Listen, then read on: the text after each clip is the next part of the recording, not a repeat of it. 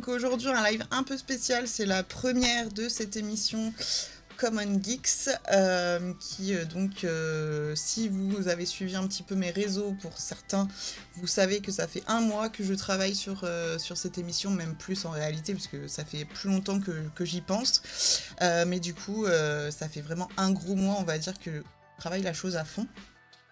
Et du coup, aujourd'hui, c'est la première, donc on va parler de tout ça. C'est une émission consacrée du coup à la communication, au marketing dans les univers geeks, donc dans la pop culture, dans le gaming, dans le streaming. Et le but, c'est de vous faire comprendre un petit peu tous les concepts, tous les concepts autour du marketing et de la communication, mais aussi de vous montrer comment utiliser ces concepts pour vos réseaux sociaux, que si vous êtes créateur de contenu par exemple, mais même si vous ne l'êtes pas.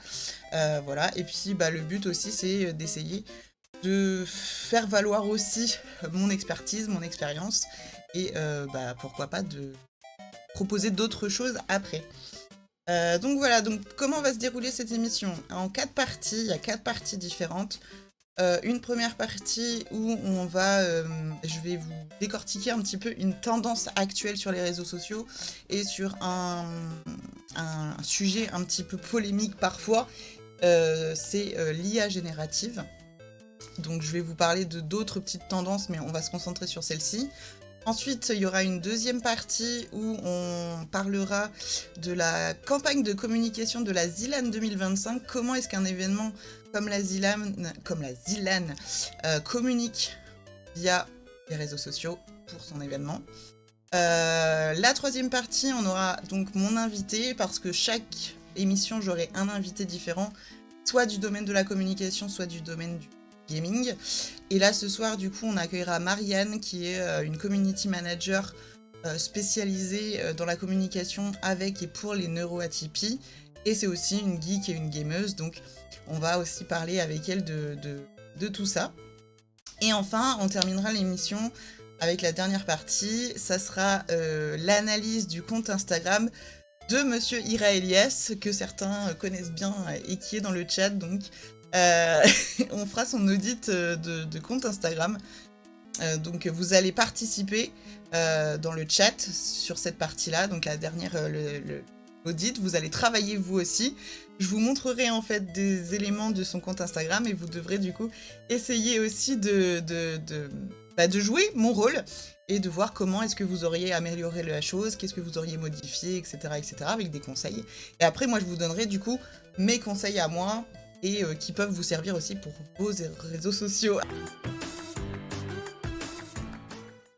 Donc les 4 tendances dont je voulais vous parler ce soir, donc il y en a 3 qu'on va aborder rapidement, et puis donc le 4e qu'on va développer.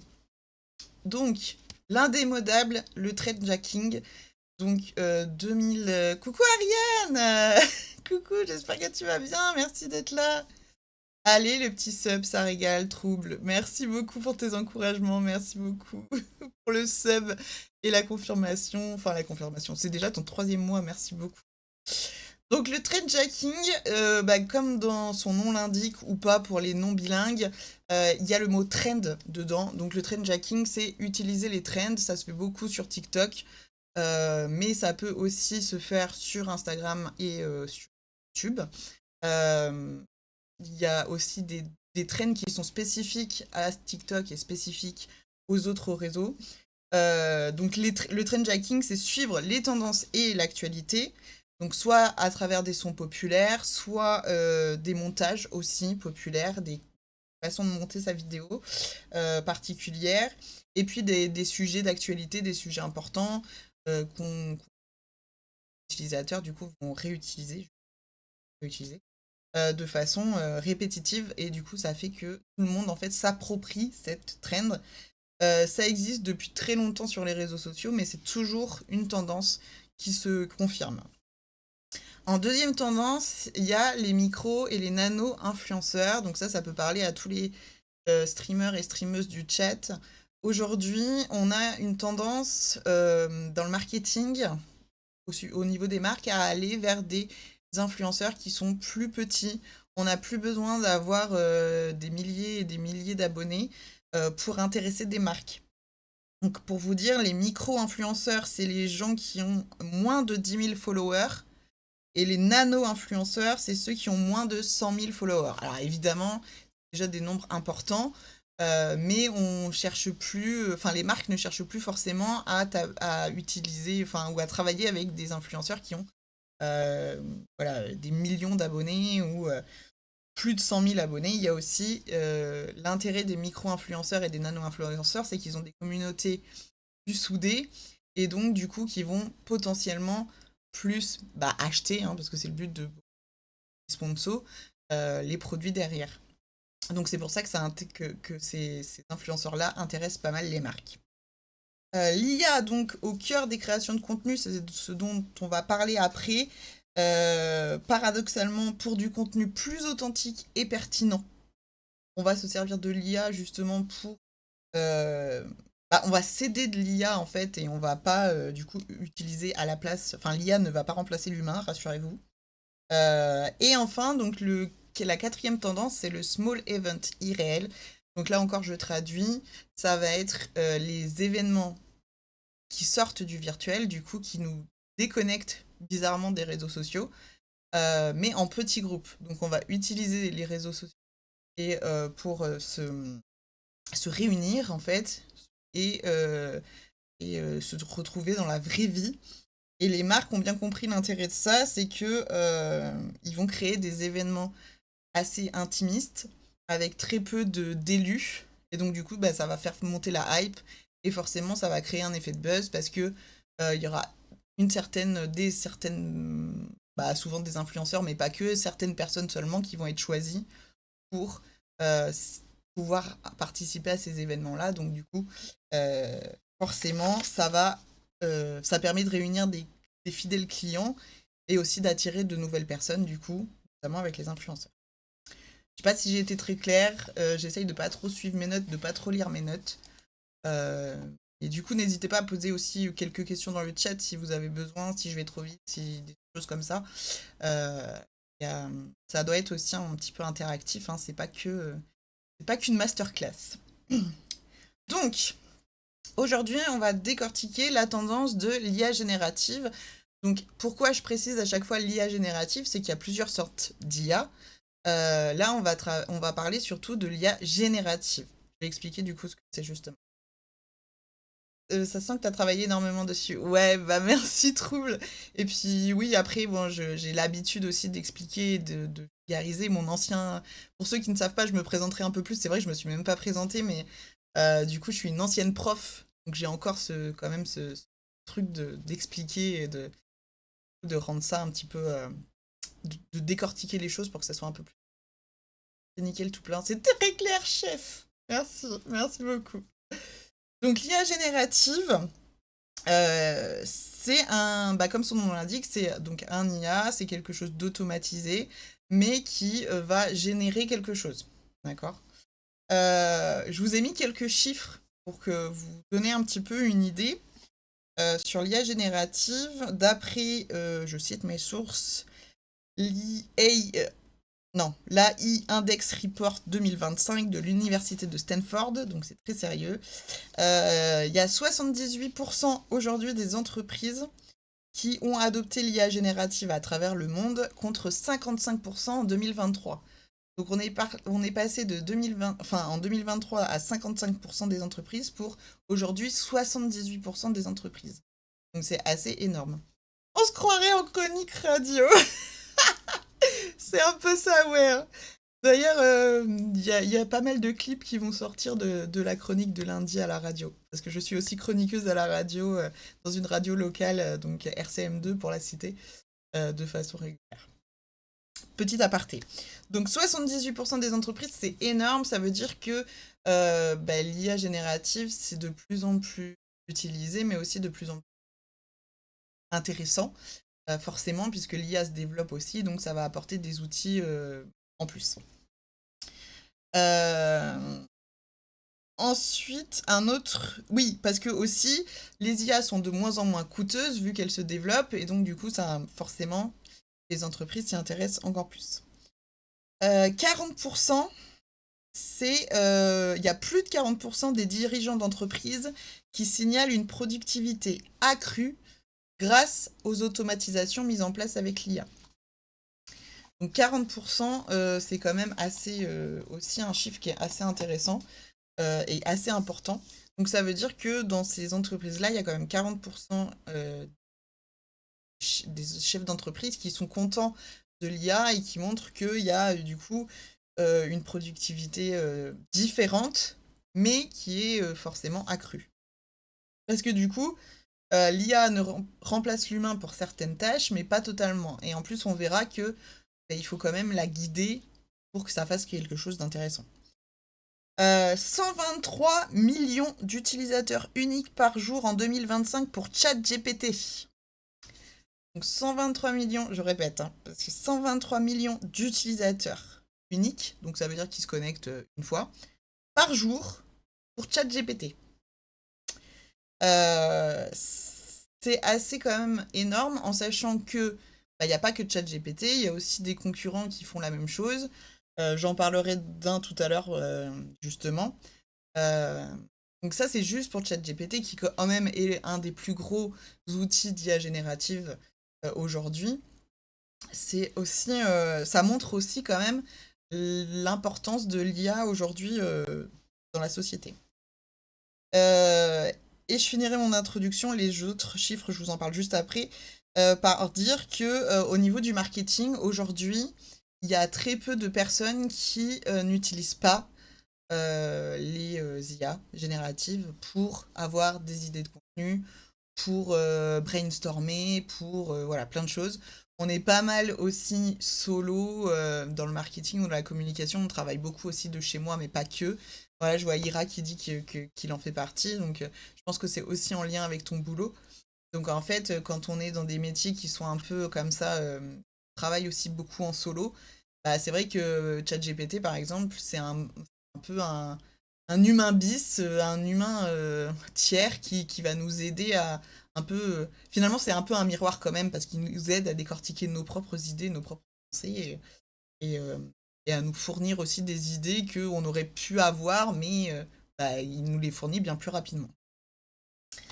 Euh, les deux autres chiffres, donc, ça concerne l'impact de l'IA générative dans l'univers des jeux vidéo et de la pop culture. L'IA générative, c'est 5,7 milliards d'euros. Non, pardon. C'est pas l'IA générative, c'est les. Attendez. Bah si. Non? Non, c'est pas ça. Pardon. Les jeux vidéo. Le secteur du jeu vidéo, c'est 5,7 milliards d'euros de chiffre d'affaires en 2024. D'ailleurs, je me demande si c'est pas 123 milliards d'utilisateurs. Ben non. Non, 5,7 milliards d'euros, ça c'est sûr, de CA en 2024, donc c'est un gros budget. Et donc comment l'IA s'impose aussi dans les jeux vidéo? Il y a plusieurs exemples, notamment celui qui me parlait le plus, c'est l'application d'Ubisoft, l'IA d'Ubisoft, qui s'appelle Ghostwriter. C'est une IA qui a été créée en 2023 et qui permet la génération de dialogues pour les PNJ secondaires dans leur jeu, en fait. À titre d'exemple, sur Assassin's Creed Mirage, il y a eu, grâce à Ghostwriter, 700 000 lignes de dialogue pour les PNJ secondaires de créer. Donc en fait, ça permet une qualité, ce que les joueurs, parce que Ubisoft, ils sont très transparents là-dessus, ce qui est intéressant avec Ghostwriter et pourquoi aussi c'est intéressant pour eux, et ben les dialogues qui sont générés, ils sont quand même d'une bonne qualité. Donc le joueur, lui, il est content que ses PNJ, il est quand même, parce que bah voilà, il y a des joueurs qui écoutent aussi, puis c'est toujours plus agréable d'être immergé dans un environnement avec justement les dialogues à côté des PNJ. Ça permet du coup pour le joueur d'avoir une bonne expérience et en même temps aux développeurs de se consacrer sur ce qui est vraiment important et là où leurs capacités sont bien utilisées plutôt que entre guillemets, perdre du temps sur les dialogues secondaires. Et en février 2024, ils ont annoncé que cette IA avait permis de réduire de 32% le temps de production des dialogues non essentiels, tout en maintenant leur qualité. Donc voilà, donc c'est ce que je vous expliquais, c'est que où ils ont gagné en production sur d'autres choses et ils ont tout en gardant voilà une certaine qualité pour le jeu.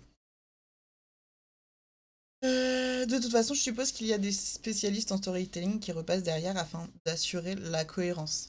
Alors ça, je sais pas, mais en vrai, oui, je pense que c'est juste l'IA va servir à générer les dialogues et après, je pense qu'il y a quand même une vérification. Il laisse pas. Je l'espère, hein, parce que bah, tu peux pas justement. Moi, l'IA, tu travailles avec, mais bah, faut quand même vérifier derrière, quoi. Donc, oui, je pense qu'il y a quand même des gens. Après, je pense qu'ils ont des prompts aussi. Donc, les prompts, c'est les textes en fait qu'on fournit à l'IA pour lui faire dire quelque chose, ce qu'on a besoin. Donc, je pense qu'ils ont des prompts assez précis. Et en plus, c'est leur IA à Ubisoft, donc ils l'ont entraîné exprès, ils l'ont programmé exprès, certainement avec déjà des dialogues de leur jeu pour à cet effet-là, quoi. Et donc, je vous ai mis un dernier chiffre, c'est 71%. C'est 71... c'est 71% des youtubeurs gaming français avec plus de 100 000 abonnés utilisent l'IA, contre 47% en 2023. Non, pardon, 71% c'était en 2024. Donc en 2024, il y avait 71% déjà des youtubeurs, alors gaming, mais pas que au final, hein, c'est pas que les youtubeurs gaming. Et aujourd'hui, et en 2023, c'était que 47%. Donc ça marche aussi un petit peu avec les entreprises. On voit qu'il y a une évolution partout et que c'est pas juste les grosses entreprises qui utilisent l'IA et que ça se diversifie un petit peu partout. Ira Elias, il essaye de me déconcentrer avec ses blagues. Alors du coup, comment on peut utiliser l'IA générative quand on est créateur de contenu? Je commence par les créateurs de contenu. Il y a plusieurs outils dont je voulais vous parler. Il y a Claude qui est un concurrent à ChatGPT. Il est moins connu peut-être que ChatGPT, mais pourtant il est très très intéressant. Moi, par exemple, j'utilise Claude à titre personnel, j'utilise Claude en payant et pas ChatGPT parce que Claude, il a une manière au niveau du copywriting, du storytelling, justement, de l'écriture, qui est plus adaptée à moi, ce que je recherche, que ChatGPT. J'avais utilisé ChatGPT avant, j'ai utilisé à un moment les deux en même temps, et c'est vrai que je me retrouve un peu plus dans Claude. Donc c'est un peu ça peut être à tester pour voir celui qui vous correspond le mieux. Mais il faut savoir que Claude, depuis janvier 2024, il a une croissance de 215%. Donc ça veut dire vraiment même en un an et quelques, l'IA a beaucoup... voilà, on voit bien de toute façon dans tous les secteurs là que l'IA générative a vraiment connaît encore même un gros boom d'utilisation. En deuxième, vous le connaissez certainement aussi au moins de nom, c'est Midjourney. Midjourney, il est intéressant pour tout ce qui est générateur visuel. Donc là, il y a aussi un débat autour de tout ça par rapport aux artistes. Donc toujours à utiliser avec précaution. Dans tous les cas, on va en reparler, mais il y a une façon d'utiliser l'IA générative et il y a une façon de communiquer sur l'utilisation de ces IA. Pour les créateurs de contenu, justement, j'allais dire gaming, mais en fait pas que, pour les gens en tout cas qui streament, vous avez Opus Clip. Alors je ne l'ai pas encore testé, j'ai trouvé dans mes recherches, qui est un outil qui permet de créer des clips un peu de façon automatique. Donc en gros, de ce que j'ai compris, il digère votre stream entier et il vous propose du coup des clips. C'est lui qui découpe et qui vous propose des clips. C'est un outil qui est dispo en français depuis janvier 2024. Et donc, ouais, voilà, c'est mieux dit dans mes fiches, mais il permet d'identifier automatiquement les moments forts d'un stream pour créer des shorts. Il y a des reels ou des TikTok, des vidéos courtes en tout cas. Donc ça va être... je me l'étais noté puis je l'ai oublié, donc Roman, si t'es toujours là, c'est un truc qu'on pourra tester. Et enfin, le quatrième outil, c'est Runway, donc ML Génération 2, hein, c'est un nom un peu de robot. Cet outil permet de créer des transitions et des effets visuels que vous pouvez réutiliser aussi dans vos streams ou dans vos vidéos, suivant si streamer, youtubeur, ou voilà. Au niveau de la enfin des pros du gaming et de la pop culture, donc là c'est plus pour les entreprises qui veulent s'adresser, enfin ou qui communiquent avec la cible gaming ou la cible pop culture. Pareil, je voulais relever plusieurs pratiques. Il y a un outil qui s'appelle Brandwatch qui est une solution d'analyse de conversation. Donc, il peut analyser enfin, il y a 2,7 millions, ouais, millions de conversations mensuelles autour du gaming en France. Donc par mois, hein, les conversations, ça va être tout ce que vous dites en fait sur Internet, que ce soit les avis sur Google, sur des produits ou sur Amazon, ou voilà, ce qu'on appelle les conversations, c'est ça, c'est tout ce qui en fait, tout ce que vous dites sur Internet sur un produit ou sur un service ou sur un thème. Et donc, dans le gaming en France, il y a 2,7 millions de conversations, et Brandwatch, ça permet d'analyser ces conversations pour en retirer les éléments importants. Par exemple, vous pouvez lancer une analyse sur votre marque et voir ce que les autres disent de votre marque, et du coup, vous allez savoir si votre marque, elle est intéressante, si c'est positif, si les gens, au contraire, font des critiques, etc. Et du coup, cette application permet aussi de détecter plus facilement les tendances qui peuvent arriver. Le prémisse de tendances émergentes plus rapidement du coup que si vous faites ça, si quelqu'un fait ça, j'allais dire à la main, de façon individuelle, quoi.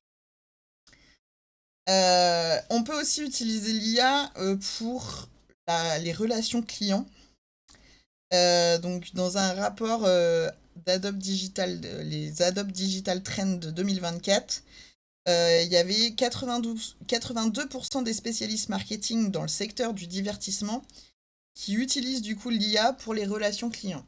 Donc ça veut dire quoi? Ça veut dire pour tout ce qui va être de communication avec les clients, automatisation des mails, par exemple, que vous recevez après un achat, des mails qui après vous achetez un truc, mais après vous recevez un premier mail du coup pour vous remercier, vous recevez un autre mail un peu plus tard pour laisser un avis, etc., etc. Donc c'est ça aussi la relation client, des retours aussi pour analyser les retours clients. Donc il y a 82% du coup des personnes du coup dans le secteur du divertissement, des professionnels qui gèrent les relations clients, qui utilisent de l'IA pour ça. Ça permet aussi, par exemple, de créer des segments d'audience différentes. Ça, c'est un peu du jargon. En gros, l'IA va permettre de faire des groupes de personnes différents, aux goûts différents, valeurs différentes, etc. Et du coup, de leur proposer le mail que vous allez recevoir après votre achat, et ben, il va être orienté différemment, suivant dans quel groupe vous vous situez. Et l'IA va permettre de faire ça, et donc du coup de le faire plus rapidement, et comme ça de cibler mieux les personnes, et d'espérer du coup que ces personnes, parce que ça va être un peu du semi-personnalisé, va après répondre de manière positive en rachetant un nouveau produit par exemple, ou du coup en communiquant, en faisant la pub de ce produit, etc. etc. Et donc là je vous ai mis, là c'est un peu...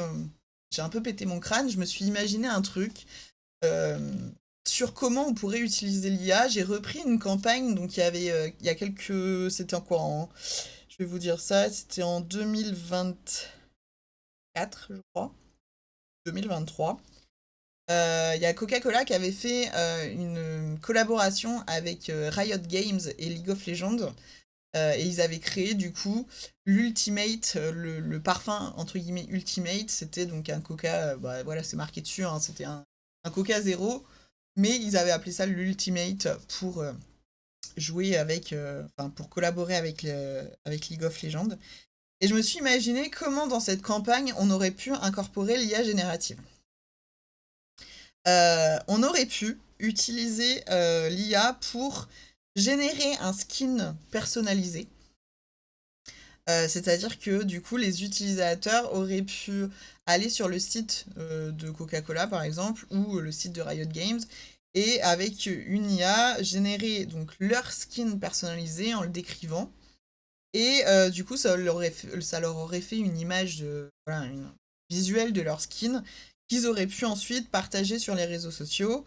Et les meilleurs, entre guillemets, auraient pu aussi être relayés sur les réseaux sociaux de Coca-Cola ou de Riot Games ou de League of Legends. Et du coup, ça aurait pu apporter non seulement de l'engagement vis-à-vis du jeu, mais aussi du coup des achats chez Coca-Cola. Euh, Avec, on aurait pu aussi créer du coup un hashtag particulier à insérer au moment où du coup, on publie, enfin on partage son skin. Et je pense que ce genre de campagne peut susciter de l'engagement bien plus qu'une campagne traditionnelle. Donc il y a encore du parcours à faire sur l'IA, mais je pense que les marques peuvent aller un petit peu plus loin pour essayer de créer des choses comme ça, tout en étant totalement transparentes. C'est là où justement on va aborder euh, le cas de Wizards of the Coast, de Magic, parce que bah, l'IA c'est aussi quelque chose qui peut vite tourner en polémique, notamment au niveau visuel et des images par rapport aux artistes. Je l'évoquais un petit peu tout à l'heure, mais du coup, je vous ai pris cet exemple. En 2024, Wizard of the Coast publie une série d'illustrations pour Magic, The Gathering, créée à l'aide de Midjourney. Sauf que il n'avait pas communiqué sur le fait que c'était Midjourney et que c'était de l'IA. Ils avaient laissé planer le doute comme quoi c'était des artistes qui avaient fait les visuels de ces cartes en particulier. Résultat, évidemment, réaction négative immédiate dès qu'ils ont compris, dès que la population a très vite vu que c'était de l'IA, y compris dans la communauté française. Et ça, c'était pour les réactions. Donc déjà, on perd en crédibilité, mais en plus, il y a eu une baisse de 22% des ventes de produits Magic dans les semaines qui ont suivi. Donc c'est pas juste un bad buzz en communication, parce qu'un bad buzz en communication, ça peut entraîner, et principalement à chaque fois ça entraîne, forcément des difficultés aussi au niveau des ventes derrière. Donc pourquoi un tel échec? Bah, c'est très simple, d'abord le manque de transparence. Aujourd'hui, si on veut utiliser de l'IA, ou en tout cas l'utiliser après à fin commerciale, bah, il faut le signaler. Sur les réseaux sociaux aujourd'hui, je pense à TikTok, euh, on- ou même sur Instagram aussi, on doit signaler si ce qu'on présente comporte de l'IA ou pas. Donc aujourd'hui, on doit informer sur l'utilisation de l'IA ou pas. C'est les visuels de cartes ou visuels promotionnels qui étaient faits avec Midjourney. C'était les visuels de cartes, je crois. Geek, c'est ça, c'est que les joueurs de Magic sont très très attachés justement au fait que ce soit des artistes qui créent les visuels des cartes. Et comme là, ça n'avait pas été le cas et que ça, forcément, ça a vite été vu, et qu'en plus, Wizards of the Coast n'a pas communiqué dessus, bah forcément, c'est ça qui a fait qu'ils se sont pris un bad buzz, quoi. Euh, et c'est là où bah, c'est justement ce que j'allais dire après, c'est qu'ils ont sous-estimé l'attachement des joueurs aux illustrations par des artistes, alors que c'est dans l'ADN en fait de Magic depuis le départ. Ça montre bien aussi la préoccupation sur l'IA dans l'industrie créative, parce qu'aujourd'hui, on a l'impression que bah, des applications comme Midjourney, ça dévalorise le travail artistique, alors que et ça ne devrait pas en fait servir forcément à des fins commerciales directement, ou en tout cas, ça doit être signalé. Ce qu'on veut pas, c'est être trompé. Enfin, les acheteurs ne veulent pas être trompés sur la marchandise. Et on ne fait pas croire que des créations faites par IA, en fait, sont de véritables artistes, quoi.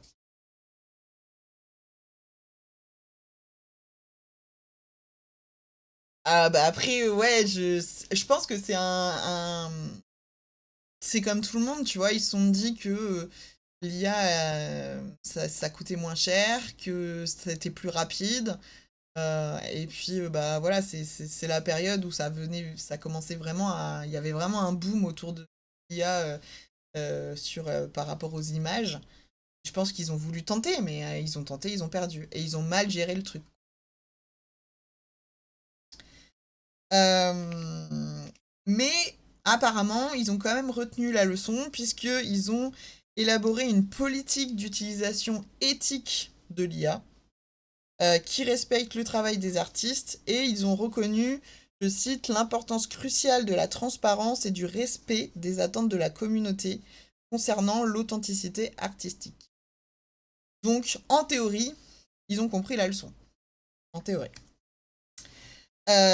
Du coup, pour conclure sur l'IA, euh, il faut savoir que là, on l'a bien vu sur les chiffres, l'IA est en plein boom, entre guillemets. Donc, quelles sont mes recommandations par rapport à ça? C'est d'être transparent sur son utilisation.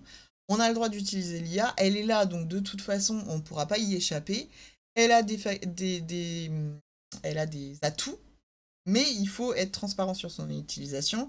Et surtout, ça va aussi avec mes deux autres recommandations, c'est que l'IA, ça doit servir un humain. Et donc, les contenus, par exemple, que vous générez avec l'IA, ils doivent être aussi guidés par l'humain. Ça doit être des co-créations entre l'humain et l'IA, et pas seulement je prends ce que me dit l'IA, l'utilise tel quel, et basta. Quand vous utilisez ChatGPT pour avoir, par exemple, je sais pas, vous pouvez l'utiliser pour avoir des descriptions avec des mots-clés pertinents pour votre contenu sur les réseaux sociaux. Et ben, vous allez relire derrière, vous allez corriger des choses, vous allez mettre votre patte, et vous n'allez pas juste faire un copier-coller. Sinon, ça n'a aucun intérêt. Et ça va avec ma troisième recommandation qui est la personnalisation. Le but, c'est d'être aidé par l'IA, ça doit être un outil et pas juste euh, nous remplacer, entre guillemets. De toute façon, ça ne sera pas authentique. Et aujourd'hui, on tend quand même à une communication. Ah bah j'avais une slide, je croyais, je ne savais plus si j'avais une slide. On va vers l'authenticité. Une des tendances aussi de 2025 sur les réseaux sociaux, on pourrait croire que non, mais en fait, on tend vers l'authenticité, vers plus de spontanéité aussi. Euh, et si clairement les posts publiés enfin générés par IA qui sont mis tels quels, on en voit beaucoup encore sur LinkedIn par exemple, ça marche pas. Déjà, on les reconnaît et en plus, c'est pas ce que les gens recherchent.